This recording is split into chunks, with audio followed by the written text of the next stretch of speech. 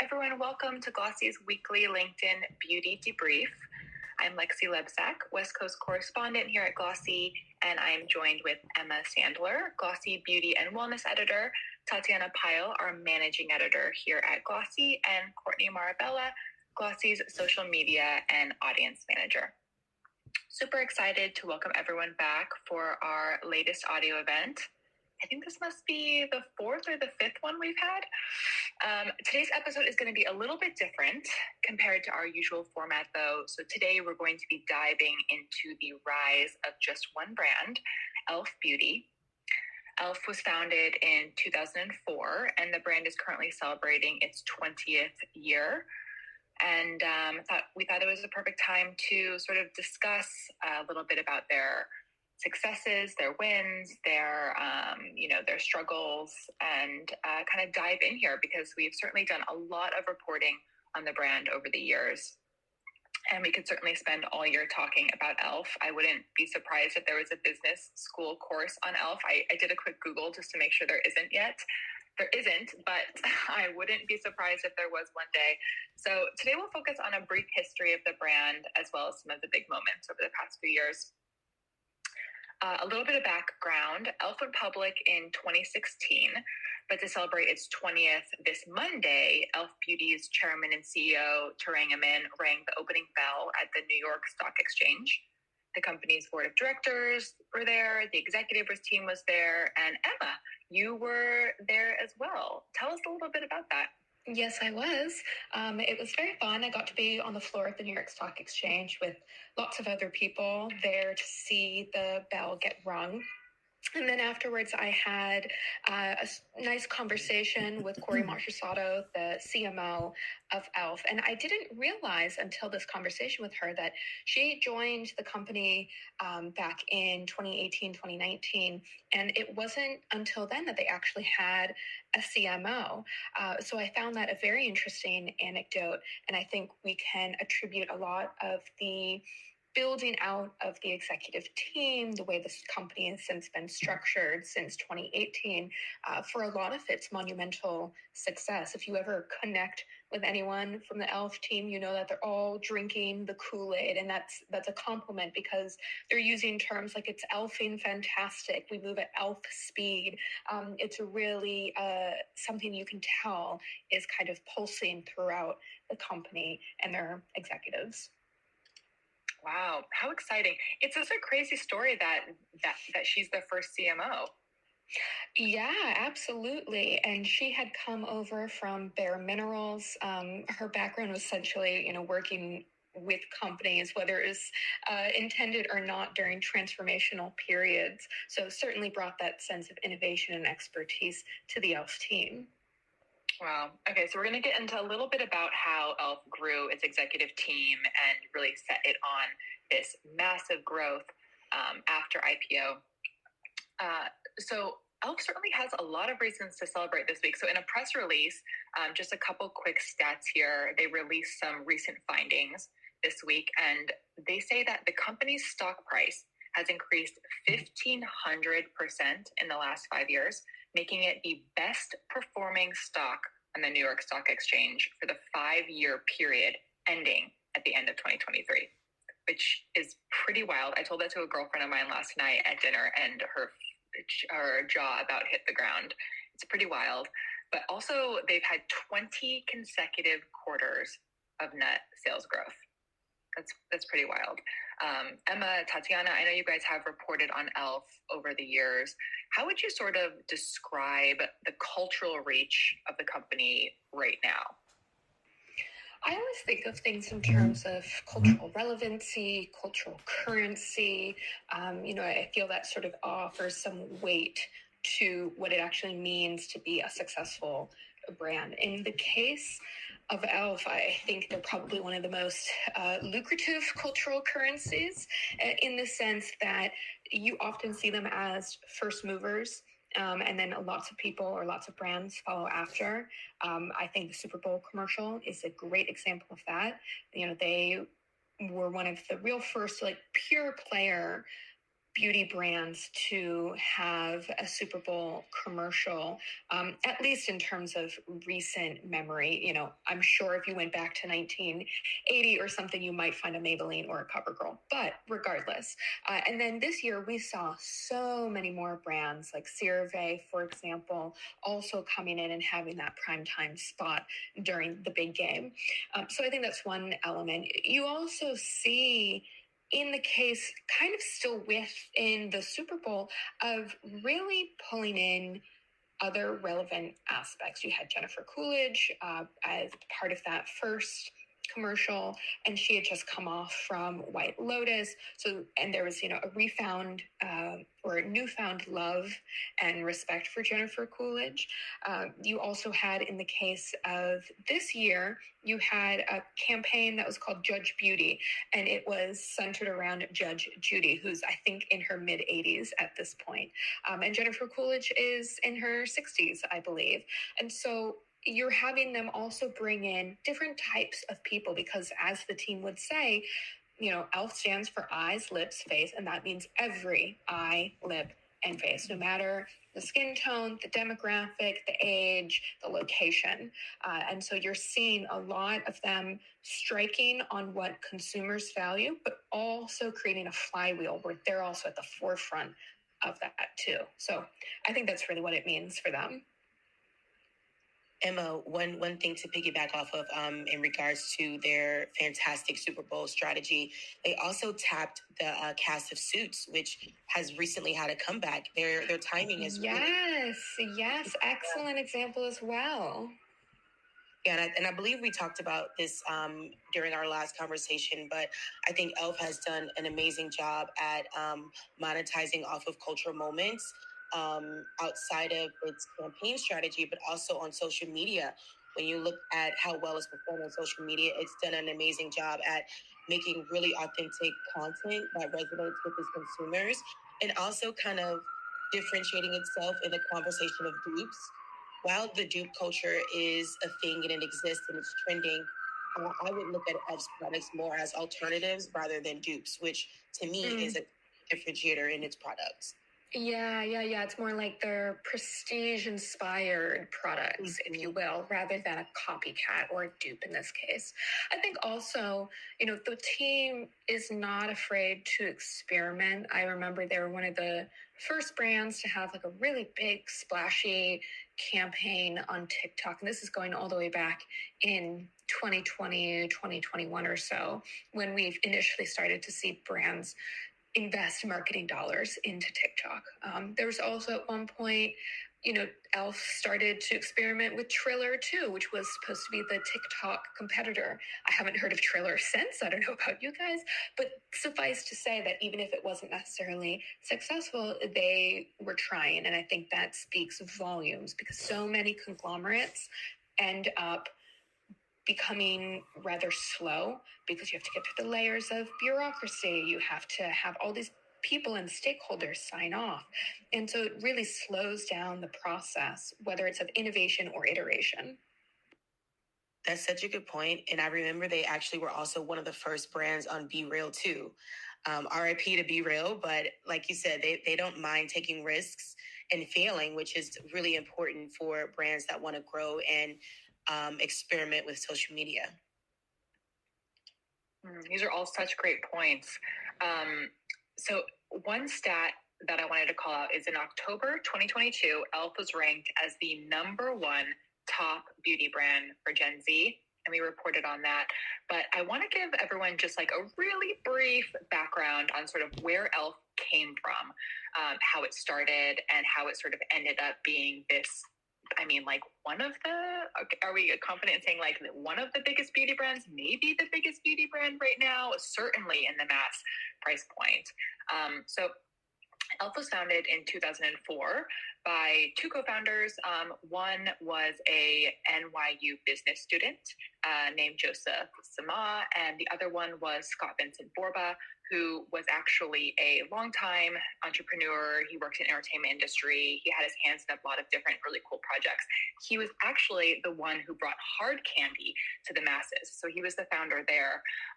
And so goes the lore that you can, read online, is that they were getting placement in Glamour, and they needed to be a nationally available product. So they launched an e-com site. So technically, they were one of the very first digitally native brands selling $1 makeup on the internet. They had 13 products when they started. The next year, 2005, they entered Target. In 2007, they started making content on a beauty blog and an online advice column that talked about celebrities, beauty tips, and everything like that. And the length of a customer visit to the website went way up. In 2007, they received the PETA Trailblazer Award, which I think this is important because it really shows how long they have been leaning into one of their core values, which is cruelty-free and not tested on animals and vegan. And then they had a little bit more success in 2009. They had their first holiday end cap in Target, which we know is a big move. And then things started really rolling in January 2011 when they got a minority investment from TSG Consumer Partners, which is a private equity firm. They were able to distribute internationally. They entered a lot of different markets. They quickly entered Walmart, Kmart, Walgreens. They're just really expanding out. And then in 2013, they opened their first freestanding store on Broadway in Manhattan. Emma, Tatiana, do you guys remember when that store opened? I don't know.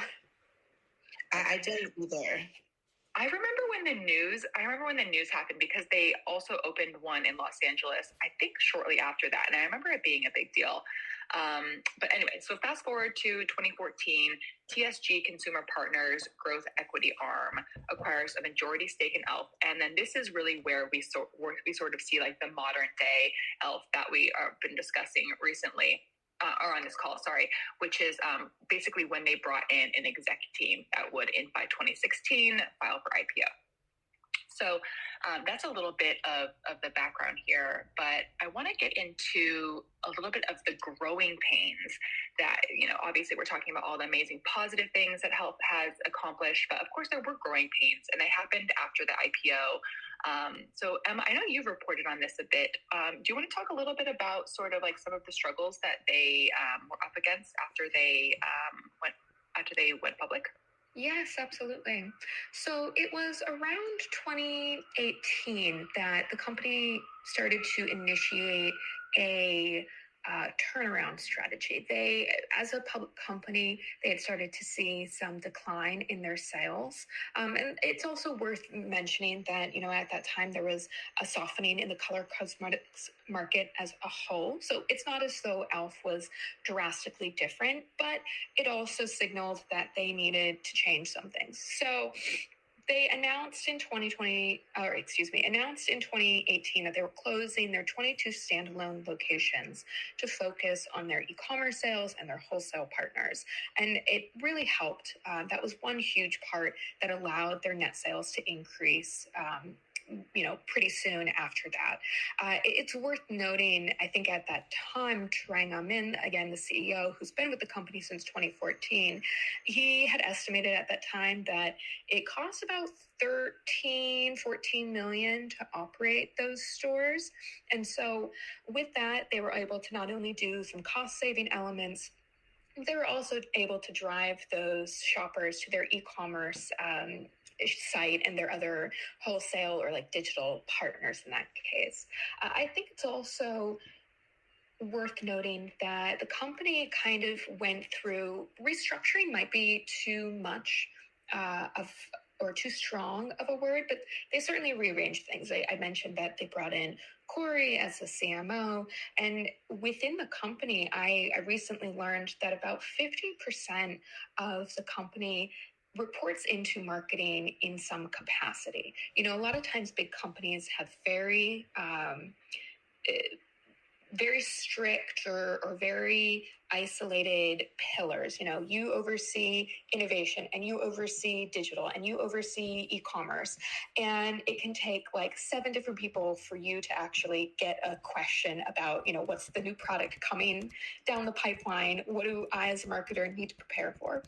And in this case, because Corey oversees a lot of what's going on, she can just easily pick up and almost act as like the liaison for the company, or at least for that 50%, and be like, okay, so we have this product going on.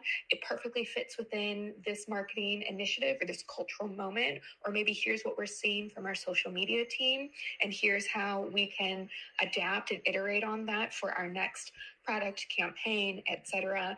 You know, she described it as being able to pick up a piece of information and move it to the other area it needs to in almost a seamless fashion, which I think speaks to that e.l.f. speed that they're always going at, their ability to move quickly.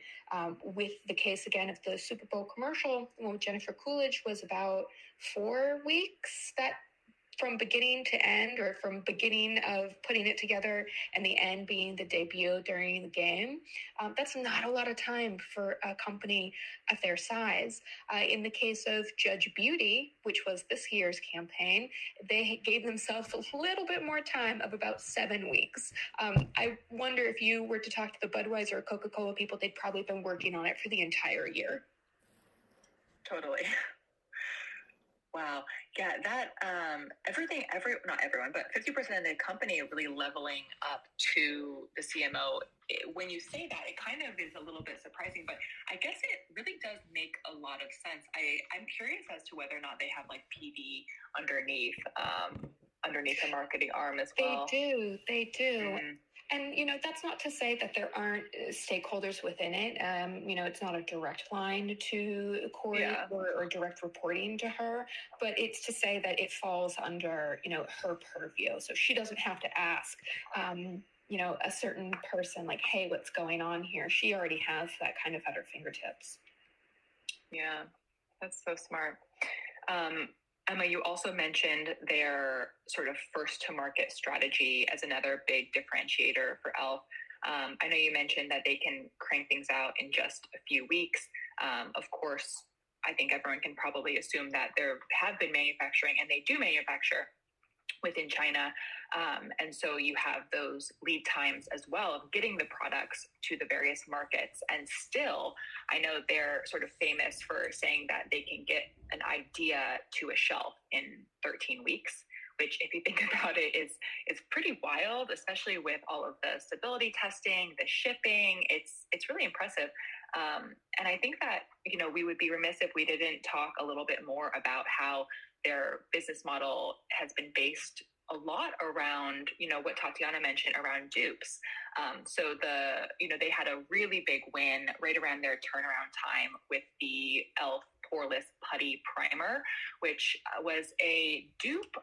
What was it a dupe of? Was it a Shiseido product?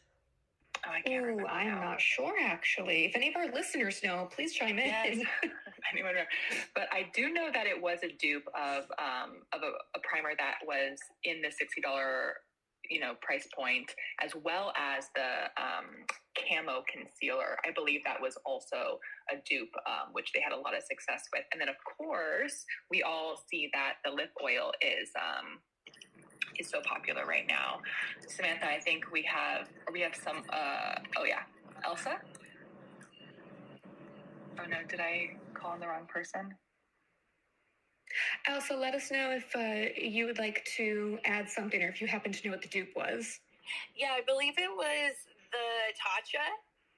Like the silky thing, the silk something, Tatcha silk something. I don't remember, but it's in like a purple, like little cylinder thing, and I'm almost positive that's what it was. Yeah, no, it totally was. I was thinking it was a different. Yeah, you're right. Oh yeah, I believe that's the Silk Canvas Primer. There you go. Thank you so much. Yes. Yeah, absolutely. No, thank you. Truly. So I feel like this is, I know we already talked about this a little bit, but Emma, Tatiana, I think this is, one of the, do you think this is would you agree this is one of the bigger points of the company that has made them successful? Yeah, absolutely. Yes, that, 13-week product lead time. I think Tatiana brought up an excellent point earlier with respect to, its relationship to dupe culture.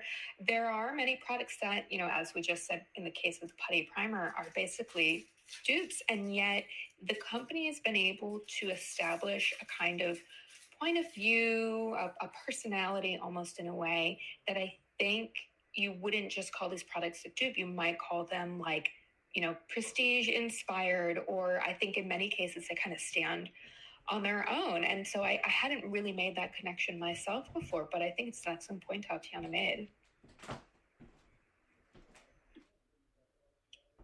Yeah, I agree. I think that, I don't know, it's a tough, I know we just had a conversation about this, was it last week or the week before? But calling them a copycat or calling them something like that, I think it doesn't do the products in any way justice. I think you're totally right. It's like they're taking an innovation and a formulation and an idea around something that's really doing well in prestige, and then they're bringing it to the mass price point. But they are different. They're not like they're knocking things off or anything. Okay, so one thing that I know we only have 10 more minutes, but one thing that I really wanted to call out in case anyone hadn't been familiar, but I know we've been talking a lot about the Super Bowl win, and I think that one thing that really illustrates the success of the company and what they're doing so well is a project that they did with Jennifer Coolidge. So I'll talk just a little bit about that. So while on set, and we can link the reporting from Glossy for this one, but this one was, I believe it was reported out by Sarah. But basically, while on set for the first Super Bowl commercial, Coolidge joked that if given the opportunity to name lipstick shades, she would call them swollen and dirty pillows. And the team over at e.l.f. literally was like, well, let's make like a 4-piece kit with the products that you like and the shades that you like. And they brought it to market. And I believe the stat here is that it sold out in 2 hours. And again, this was just an experiment, and it raised 13.8 billion media impressions in 48 hours, which was the highest ever for a product collaboration for them. So I think it just goes to show, like, they're willing to take a risk on something and just kind of see how it goes. And man, they've had some big success. And I think what goes hand in hand with that experimentation and risk is also just being fun. I think a lot about like their food collaborations and how fun they are, like the ones with Chipotle where they had inspired makeup products inspired by Chipotle. And so I think that's an important element to remember, is that, in the case of, it's a Gen Z favorite and it's got this cultural relevancy, they're not afraid to make fun. They're not afraid to dive into, Gen Z humor or millennial humor, which is very distinctive from other generations. They're clearly know these things themselves. There's a sort of youthfulness to the way the team thinks or what they're looking at, the way they're consuming media. And I think those are important elements as well. Wait, I totally missed the Chipotle partnership. This is like news to me. Let me look up when this was. Chipotle e.l.f. partnership. We did cover it. This is 2021. I think they may have actually had 2 at some point, but don't quote me on that one. It goes to show they're doing so much. I know when I was going through all of the reporting on e.l.f., it was a lot. I mean... Yeah, anyway, Chipotle, that's genius. Yes. That's super genius. One thing that I'm thinking in real time, so work with me here, but what I find interesting with e.l.f. Beauty's or e.l.f.'s latest campaigns, it's almost the opposite of this anti-aging trend. They've partnered with Judge Judy. They've partnered with, Jennifer Coolidge. And these are two women who are well into their mature years. So I find it really interesting that this is what's resonating with consumers, and maybe they've kind of seen a trend that's kind of rising to the surface that we haven't been able to really spot yet. But as we were talking about this, I'm like, that's so interesting, because we're always talking about how beauty is in its like anti-aging era, but like e.l.f. is kind of almost like going directly opposite of that. Well, what Corey had told me on Monday was that, like any other company, they can see the social media and the DMs and the emails, the way that, consumers are directly reaching out to the company, and it gets kind of imported into their, into, what is it? Not SoftBank, Salesforce. But what they were finding was that, there were a lot of people writing in being like, hey, e.l.f., I am a 55-year-old woman and I use your products, and I'm not really seeing myself represented in your brand right now or in your marketing right now.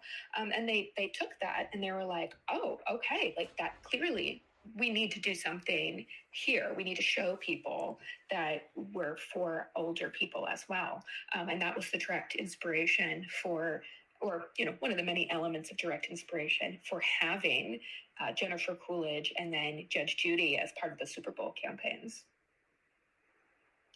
Smart. Yeah. But clearly listening, ability to listen to the customers and then actually put that into action. Meanwhile, I'm like DMing Godiva about a product that I wish they had still, and then they're sending me to like Heinz to like go call a number, and I'm like, okay, just do what I said. That's crazy. Yeah, it makes so much sense. Just listen to your customer and record it and create a data set, and then give the customer what they want. Makes perfect sense. It's like sometimes I feel like we overcomplicate things.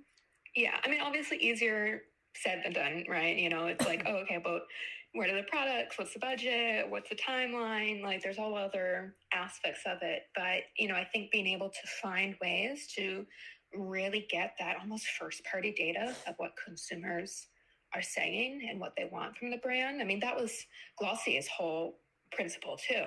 They were so closely aligned, almost co-creating products with consumers, that it really had them leapfrog culturally to the forefront, because people were like, wow, I feel recognized by this brand. I feel heard.